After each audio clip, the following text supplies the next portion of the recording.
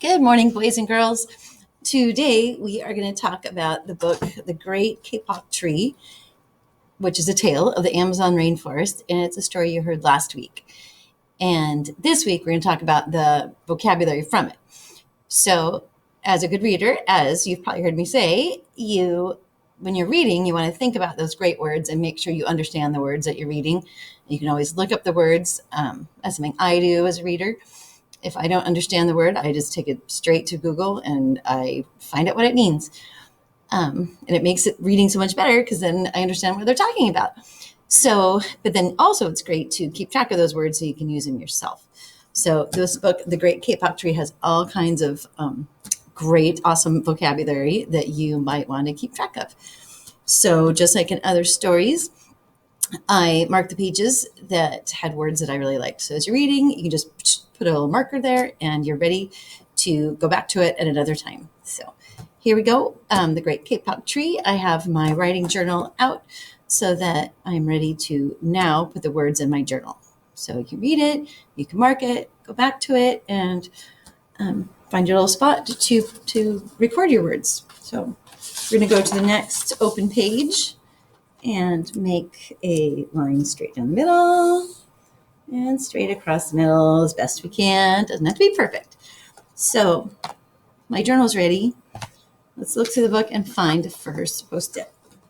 The first post-it is the word canopy. And there's different kinds of canopies. You might have heard of a canopy on a truck. This is a different kind of canopy. So in the Amazon rainforest, it is always hot. And in that heat, everything grows and grows and grows. The tops of the trees in the rainforest are called the canopy. The canopy is a sunny place that touches the sky. So, I guess it's not unlike the canopy on a truck. It covers the top. So, canopy. Let's record that one. That's one I chose to record. Canopy. Canopy. Canopy. So, in the rainforest, like here's this little person, and there's all different sizes of trees and shrubs and what have you, but the really tall trees go way up high. And their branches and leaves form the very top layer. Everything else down here is kind of dark because there's other trees that are in the middle and shrubs and brush, but the canopy is on top. So that is a good word, a good thing to remember, especially if you're thinking about the rainforest, the canopy. All right, going ahead, let's see another page that's marked. Scampered. That's a fun word, scampered. A troop of monkeys scampered down from the canopy of the kapok tree. They chattered to the sleeping man. So they scampered. So that's a word I actually kind of like to use a lot because it sounds so silly. So scampered is to go really fast, but it's kind of like scurried. It's like little things going fast is scampered. So scampered is SCAMPERED.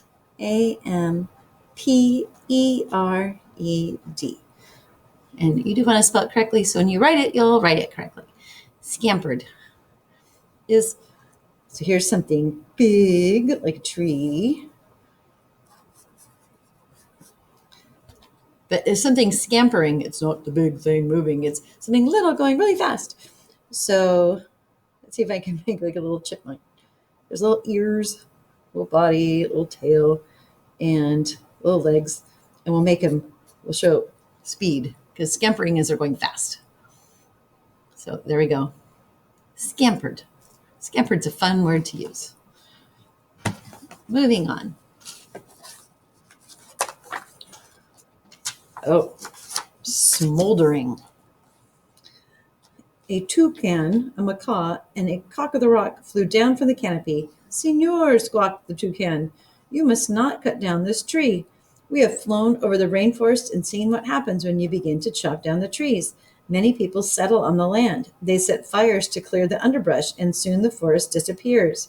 Where once there was life and beauty, only black and smoldering ruins remain." Smoldering. Smoldering is kind of like the hot embers of the campfire. Like it's not like bursting with flames anymore, but it's just hot, and those fine kind of red coals that you see in the fire, smoldering. So we're going to write it. Smoldering. SMOLDERING. Smoldering. So when I think of smoldering, I think of a campfire. So maybe we'll do rocks around the edge just to help us remember what we're drawing here. And then firewood. And we can make a little fire, but the smoldering part is that hot part way down in the middle. Like when you roast a marshmallow, when I roast my marshmallow, I don't stick it in the fire. I stick it in the smoldering embers really close by. So hot, smoldering is hot. Now, it's not necessarily the on fire part, but the super hot, not on fire part. There we go. Smoldering. And moving on. There's one more tab because I have one more spot for a word. And dappled.